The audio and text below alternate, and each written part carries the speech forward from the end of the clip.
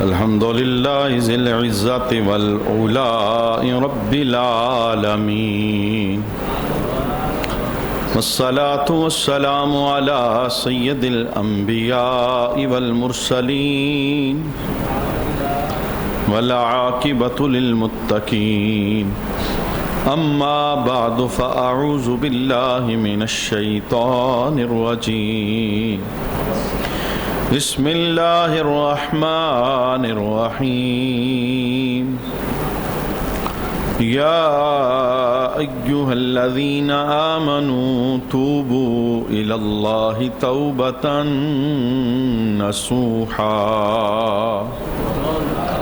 صدق الله مولانا العظيم إن الله وملائكته يصلون على النبي يا أيها الذين آمنوا صلوا عليه وسلموا تسليما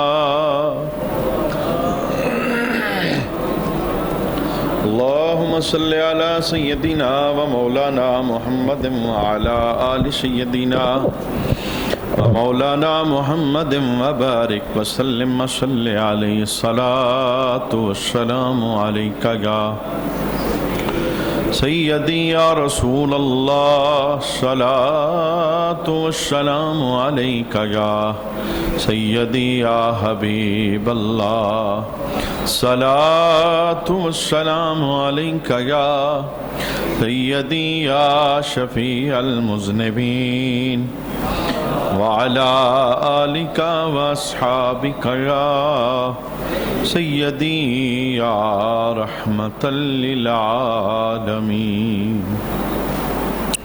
بعد از حمد و صلاۃ لائق عزت و تکریم جمیع احباب سمعین ذی وقار،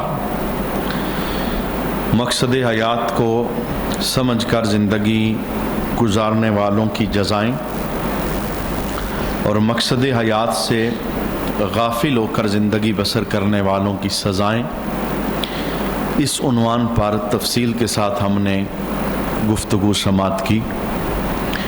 آج ہم اس عنوان کو شروع کریں گے کہ جو بندہ اس بات کو جان لیتا ہے کہ رب نے مجھے دنیا کے اندر کیوں بھجوایا، میری آمد کا مقصد کیا ہے اور میری تخلیق کا مقصد کیا ہے، مقصد حیات کو سمجھ کر وہ اپنی زندگی بسر کرنا چاہتا ہے، تو اس ستھری زندگی کی طرف بڑھنے کے لیے جو سب سے پہلا قدم ہے اس قدم کو توبہ کا نام دیا جاتا ہے۔ رمضان شریف کی پرکیف اور بارحمت ساتیں گزارنے کے بعد میں تفصیل کے ساتھ اس عنوان پر قرآنی آیات، احادیث مبارکہ، صحابہ کرام کے مبارک اقوال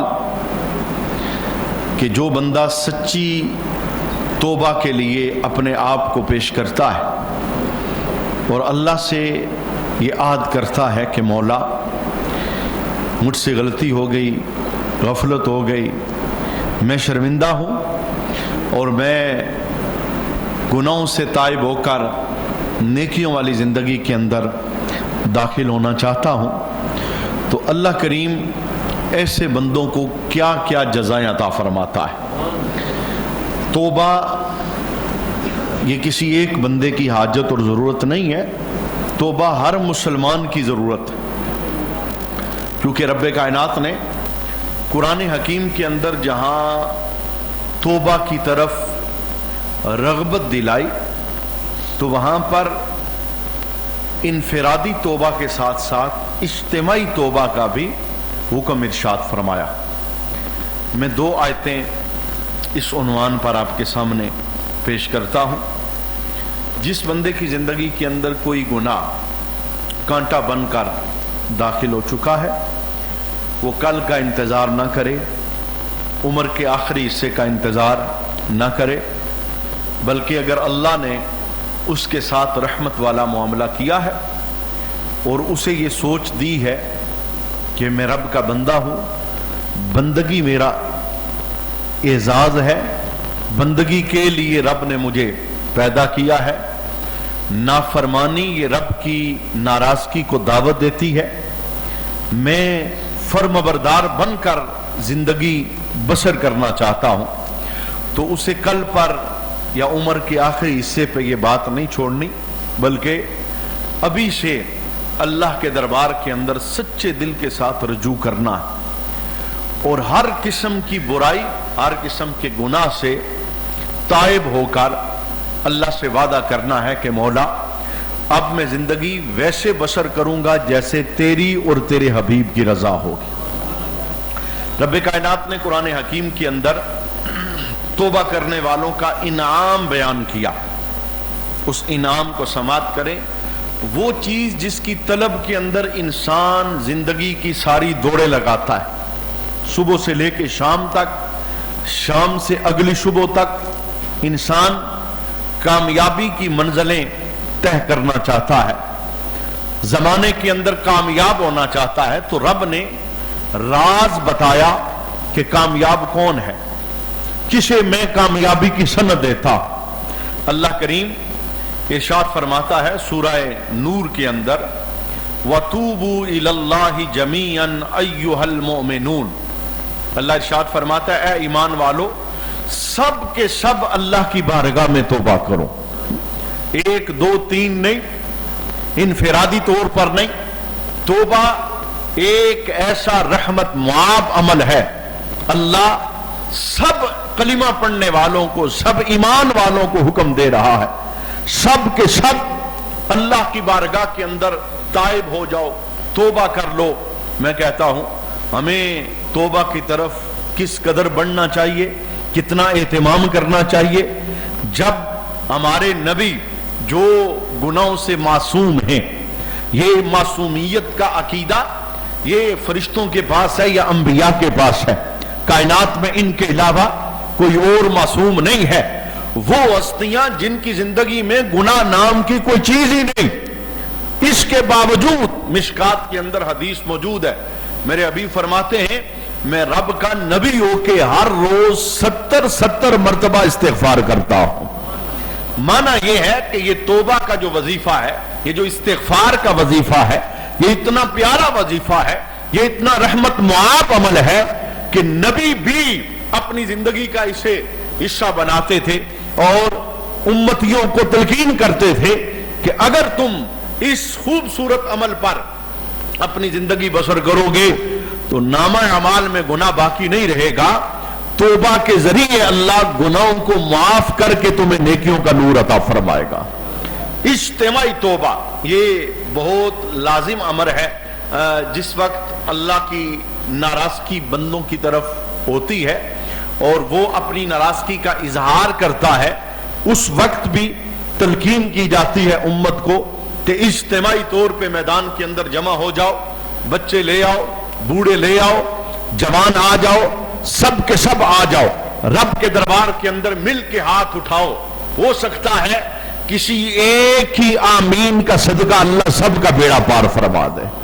یہ اس آیت کے اندر بنیادی طور پہ کہا گیا اے ایمان والو سب کے سب اللہ کی بارگاہ کے اندر توبہ کرو، اور پھر انعام بیان کیا لعلکم تفلحون، اللہ کہتا ہے سب کے سب میری بارگاہ میں توبہ کرو تاکہ میں تمہیں کامیابی عطا فرماؤں، تم فلاح پا جاؤ، تمہیں کامیابی ملے گی۔ گویا انسان کی جو دوڑ ہے صبح سے شام تک، شام سے اگلی صبح تک، بچپن، جوانی، بڑھاپا، ہر آئے دن بندہ کامیابی کی منزلوں کو طے کرنا چاہتا ہے، اسے سمجھنا چاہیے تب تک یہ فلاح نہیں پا سکتا، کامیاب نہیں ہو سکتا جب تک یہ توبہ کر کے اپنے رب کو راضی نہیں کر سکتا۔ ایک بندے سے رب ناراض ہے، زندگی کی ہر آسائش اس کے قدموں کے اندر ہے اور ہر منزل اس نے طے کر لی ہے، کامیابی کی ہر سیڑھی پہ اس نے قدم رکھ لیا ہے، قرآن کی نظر میں وہ بندہ ناکام ہے، نامراد ہے، اس لیے کہ کامیابی دنیا کی حاصل کرنا یہ خالی فلاح نہیں ہے، کامیاب بندہ تب ہوتا ہے جب بندے سے بندے کا مالک راضی ہو جاتا ہے۔ ایک تو اس آیت کے اندر یہ انعام بیان کیا گیا کہ اجتماعی طور پہ توبہ کرو، رجوع کرو تاکہ تمہیں کامیابی ملے، تم فلاح پا جاؤ۔ دوسری آیت کے اندر رب کائنات نے یہ بتایا کہ توبہ کس طرح کی کرو۔ وہ توبہ نہیں جو مسلمانوں کی ایک اکثریت رمضان شریف کے اندر کرتی ہے، رمضان رخصت ہوتے ہی اپنی زندگی کو انہی راستوں پر ڈال دیتی ہے جو شیطانی رستے ہوتے ہیں، جو گناہ والے رستے ہوتے ہیں، جو ناراضگی والے رستے ہوتے ہیں۔ جیسے زندگی پہلے غفلت میں تھی، رمضان گزرنے کے بعد پھر غفلت کے اندر زندگی بسر ہونے لگتی ہے۔ رب ایسی توبہ نہیں چاہتا۔ ذرا سنیے اللہ کریم کون سی توبہ چاہتا ہے۔ سورہ تحریم کے اندر رب ارشاد فرماتا ہے یا ایھا الذین آمنوا توبوا الی اللہ توبۃ نصوحا، اے ایمان والو اللہ کی بارگاہ میں پختہ توبہ کرو، توبۃ نصوح کرو۔ عبداللہ بن عباس رضی اللہ تعالی عنہ آپ توبۃ النصوح کا بڑا خوبصورت معنی بیان فرماتے ہیں، اور اس آیت کو سامنے رکھتے ہوئے عبداللہ بن عباس رضی اللہ تعالی عنہما نے جو وضاحت کی، اس وضاحت کو سامنے رکھتے ہوئے ہمیں پرکھنا ہے اپنے آپ کو کہ کیا ہم گناہوں سے اس طرح کی توبہ کرتے ہیں، یا کہ ہماری توبہ رسمی توبہ ہوتی ہے، خالی کانوں کو ہاتھ لگا لینا، خالی کسی بزم کے اندر حاضر ہو کر دو آنسو بہا لینا، یہ توبہ نہیں۔ توبہ کیا ہے؟ توبۃ نصوح، یہ کسے کہتے ہیں؟ عبداللہ بن عباس رضی اللہ تعالی عنہما کا جملہ سماعت کریں۔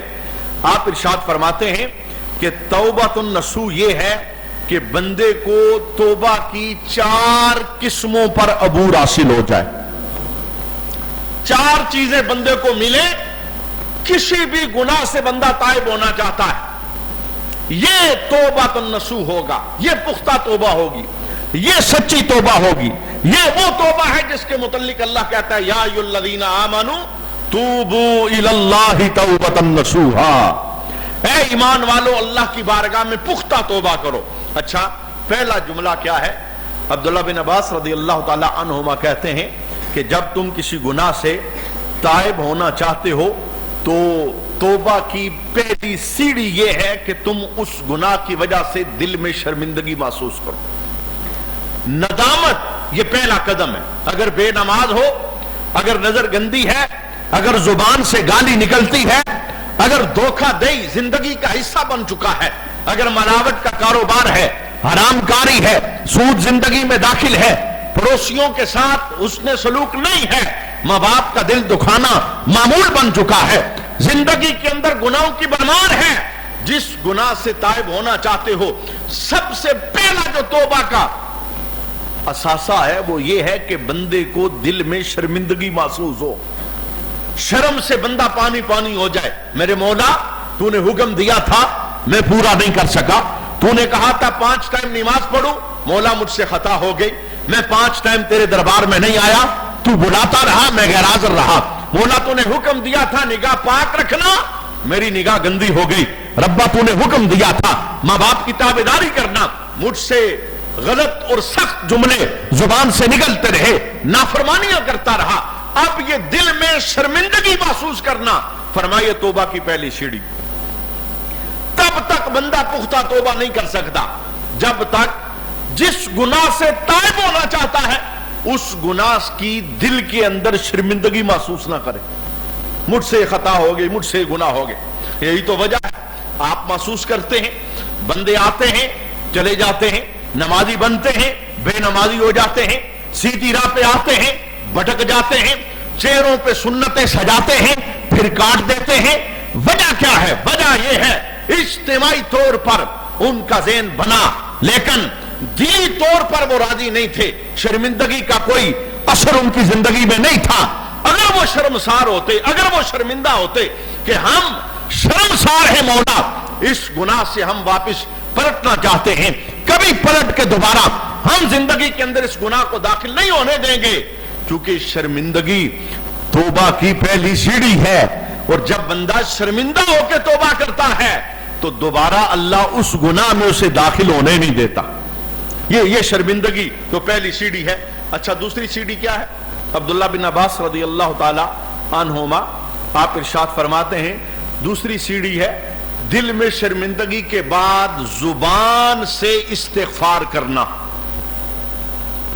رب کے دربار کے اندر حاضری پیش کرنا، جیسے رب نے حکم دیا یا ایھا الذین آمنوا توبوا الی اللہ توبۃ نصوحا، اے ایمان والو اللہ کے دربار کے اندر پختہ توبہ کرو۔ تو اس توبہ کا تعلق زبان کے ساتھ ہے۔ فرمایا رب کے دربار میں زبان سے استغفار کرنا، رجوع کرنا، میرے رب مجھ سے غلطی ہو گئی، میں خطاوار ہوں، میں گناہگار ہوں، میں پاپی و مجرم ہوں، مجھ سے تیرے حکموں کے اندر خطا سرزد ہو گئی، اے رب میں پلٹنا چاہتا ہوں، میرے پلٹنے کو اپنے دربار میں قبولیت عطا فرما۔ یہ ہے دوسرا توبہ کا عام رکن۔ یعنی پہلا رکن کیا ہے؟ دل میں شرمندگی محسوس کرنا، کیونکہ حدیث میں کہا گیا شرمندگی ہی توبہ۔ اور دوسرا رکن کیا ہے؟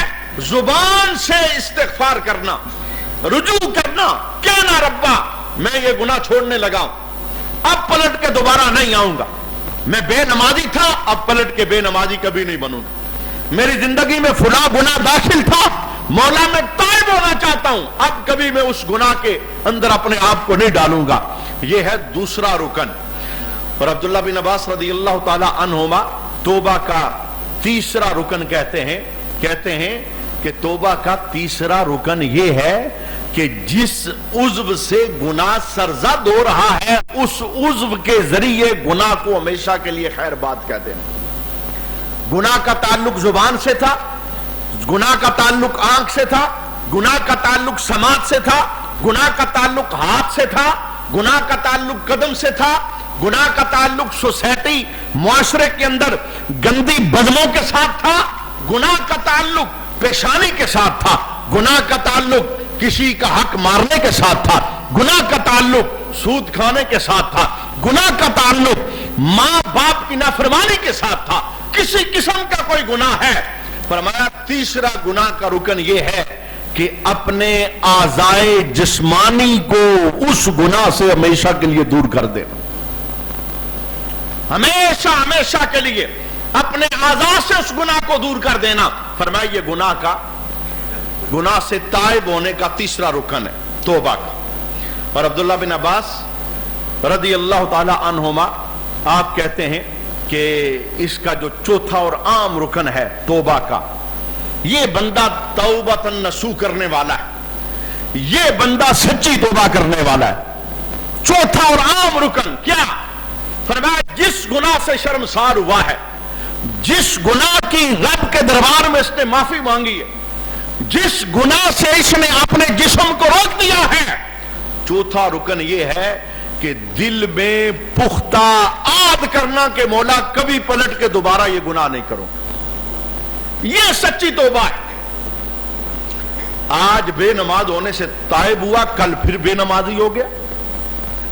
آج آقا حضور رحمت عالم صلی اللہ علیہ وآلہ وسلم کے طریقوں کو قتل کرنے سے یہ رجوع کر کے تائب ہوا، کل پھر اسی ڈگر پہ چل پڑا۔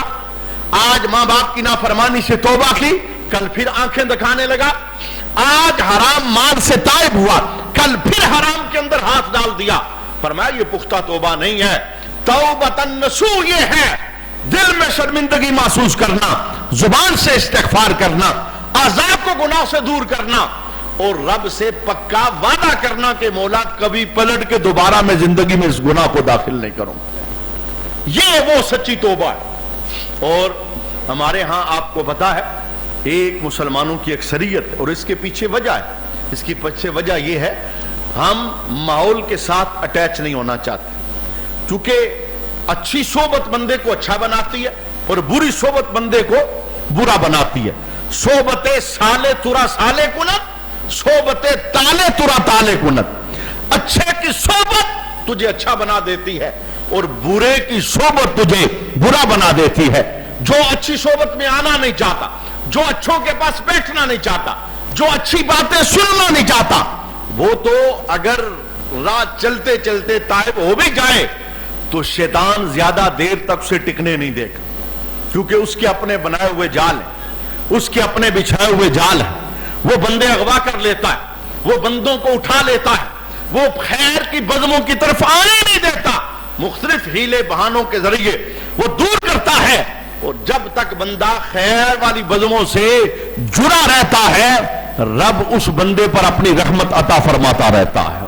کیا یہ کم رحمت ہے کہ بندہ گناہوں کا عادی تھا، خیر والی بزم میں بیٹھا ہے تو رب نے اسے نیکیوں کا تحفہ عطا فرمایا ہے، گناہوں سے نفرت اس کے ذہن کے اندر آ گئی۔ اور میں کہتا ہوں ہمیں اس بات کو ہمیشہ ذہن کے اندر رکھنا چاہیے، یہ میری ضرورت نہیں، آپ جمعہ کے اجتماع میں بر وقت آتے ہیں، یہ میری حاجت نہیں، ایک بندہ ہوں میں نے پھر بھی بولنا ہے، اور 1000 ہوں تو پھر بھی بولنا ہے، میں تو اپنی ڈیوٹی ادا کروں گا۔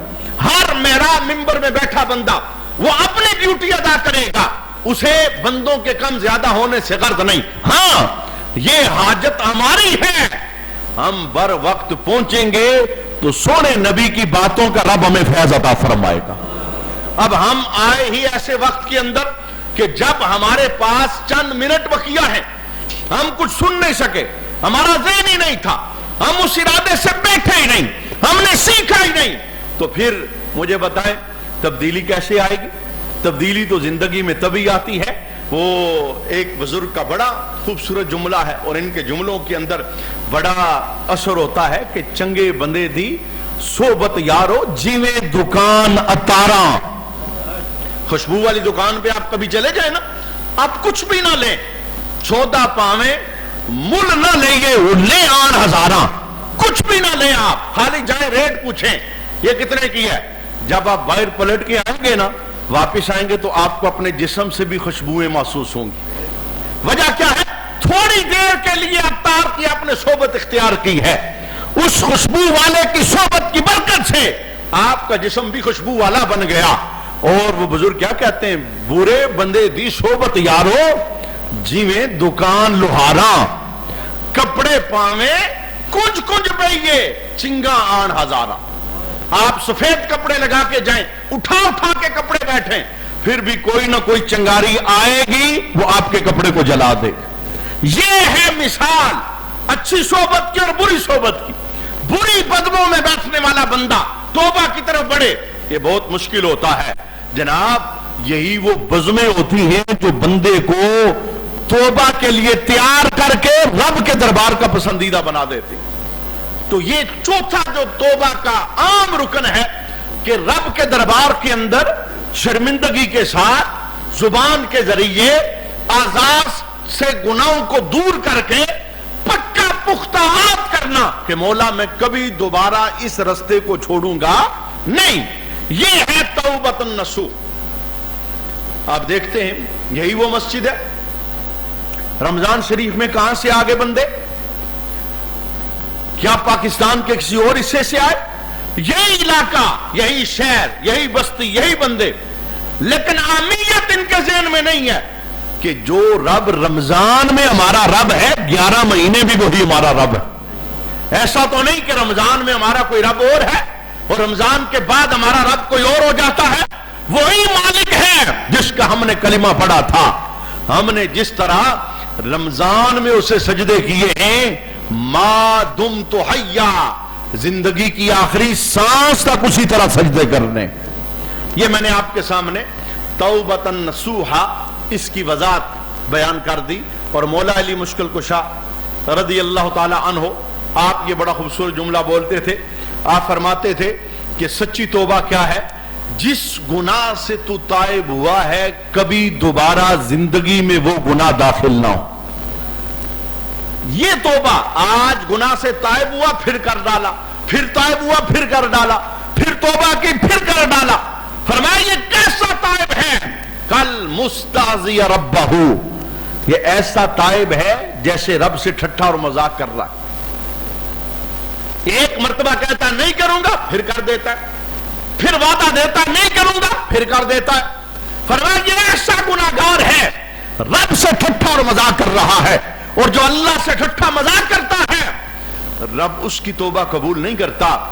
اللہ توبہ اسی کی قبول کرتا ہے جو جہالت کی وجہ سے گناہ کر بیٹھے، اب تائب ہو جائے اور واپس پلٹ کے کبھی بھی گناہ کی وادی میں قدم نہ رکھے۔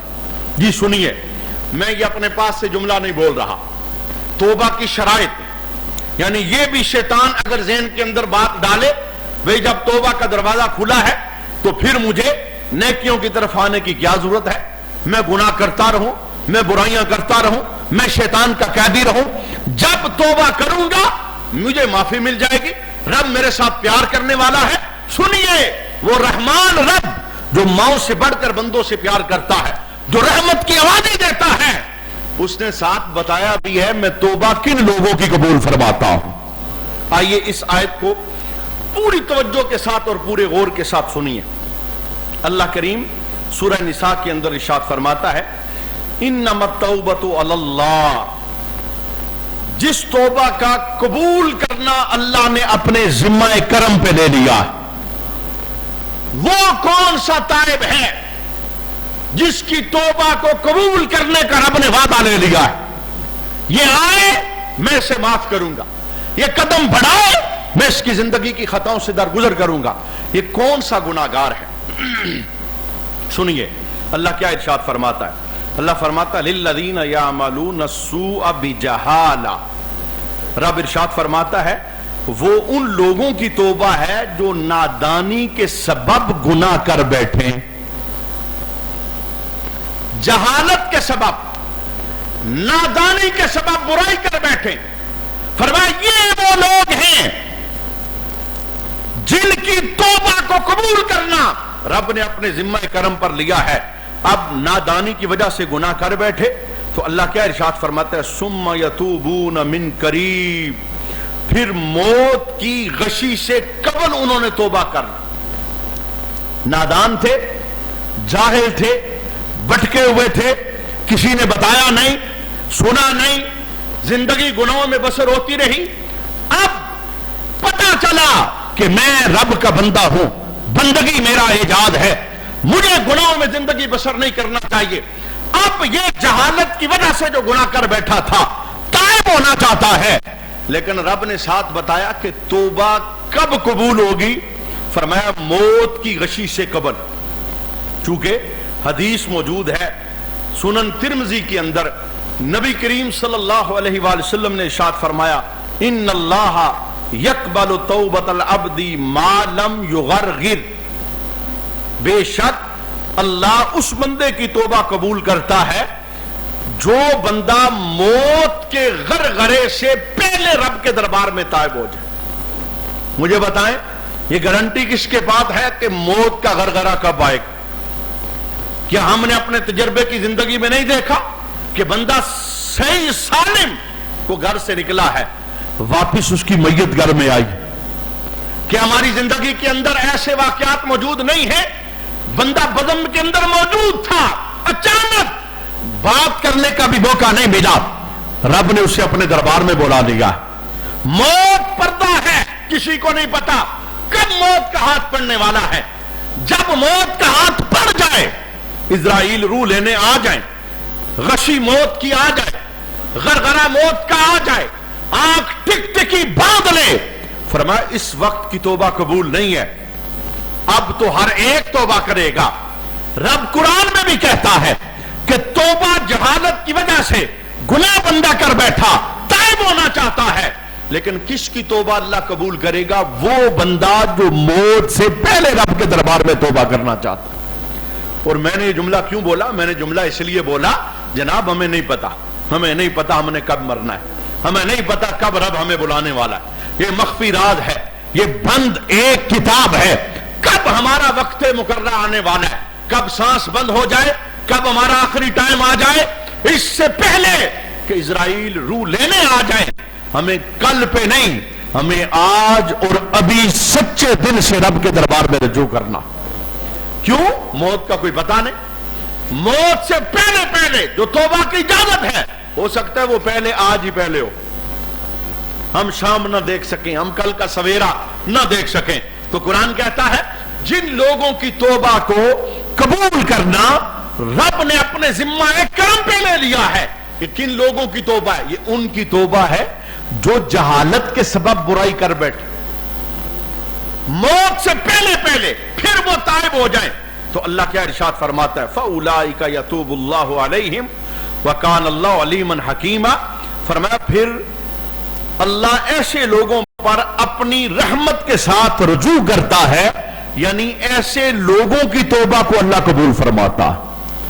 اب ذرا سنیے آیت کا دوسرا حصہ جو میں بتانا چاہتا ہوں کہ گناہ کیا، پھر توبہ، پھر گناہ، پھر توبہ، پھر گناہ، پھر توبہ، جانتے ہوئے یہ گناہ ہے پھر بھی اس سے بندہ پیچھے نہیں ہٹ رہا، اس گناہ کی دلدل کے اندر پھنستا چلا جا رہا ہے۔ یہ جاہل تو نہیں، یہ نادان تو نہیں، یہ سب کچھ جانتا ہے پھر بھی گناہگاری کی زندگی کا اس نے اپنے لیے انتخاب کیا ہے۔ سورہ نساء کی آیت کا ذرا دوسرا حصہ سنیے، اللہ فرماتا ہے وَلَيْسَتِ التَّوْبَةُ لِلَّذِينَ، اور یہ انعام توبہ ان کے لیے نہیں، کن کے لیے؟ یعملون السیئات، جو گناہوں کے اندر مشغول رہتے ہیں۔ رب رحمان ہے جی، رب بخشنے والا ہے جی، وہ ہماری نمازوں کا بھوکا نہیں، وہ ہمارے روزوں کا بھوکا نہیں، اسے ہماری نیکیوں کی حاجت نہیں، یہ سارے جملے شیطان کے سکھائے ہوئے۔ مجھے بتاؤ یہ جملے کیا صحابہ کو نہیں آتے تھے؟ یہ جملے کیا آمینہ کا لال وہ نہیں جانتا تھا کہ رب نمازوں کا بھوکا نہیں؟ باوجود اس کے میرا سونا نبی اپنی زندگی کی آخری نماز بھی صحابہ کے کندھوں کا سہارا لے کے مسجد میں جماعت کے ساتھ ادا فرما رہا۔ تو جب آقا حضور رحمت عالم یہ تعلیم امت کو دے کے جا رہے ہیں تو یہ تو شیطان کا بنایا ہوا جال ہے، یہ تو شیطان کے سکھائے ہوئے جملے ہیں۔ اللہ فرماتا ہے یہ انعام توبہ ان لوگوں کے لیے نہیں، یعملون السیئات، جو گناہوں میں مشغول رہتے ہیں، بے نماز ہیں، بدکاری کے اڈوں کے چکر لگاتے ہیں، آنکھیں گندی ہیں، سماعتیں ناپاک ہیں، حرام رزق زندگی میں داخل ہے، سودی اکاؤنٹ بینک میں رکھا ہے، سود نسلوں تک پہنچا رہے ہیں، ماں باپ کے نافرمان ہیں۔ فرمایا یہ انعام توبہ ان لوگوں کے لیے نہیں ہے، بلکہ سنیے اللہ کیا ارشاد فرماتا ہے، یہ جو لوگ گناہوں کے اندر مشغول رہتے ہیں، حتی اذا حضر احدہم الموت، حتیٰ کہ جب ان میں سے کسی کی موت کا وقت پاس آ جاتا ہے، قالا، تو وہ کہتا ہے انی تبت الآن، تو وہ کہتا ہے بے شک میں اب توبہ کرتا ہوں۔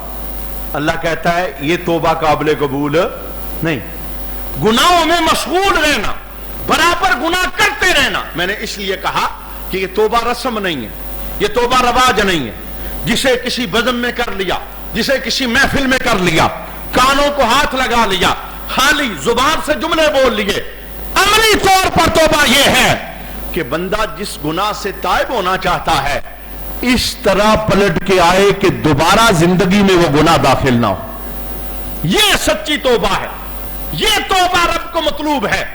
اور یہ وہ بندے ہیں جن کے متعلق اللہ کہتا ہے کہ میرا بندہ میری طرف ایک قدم اٹھاتا ہے تو میں 10 رحمت والے قدموں سے اپنے بندے کا استقبال فرماتا ہوں۔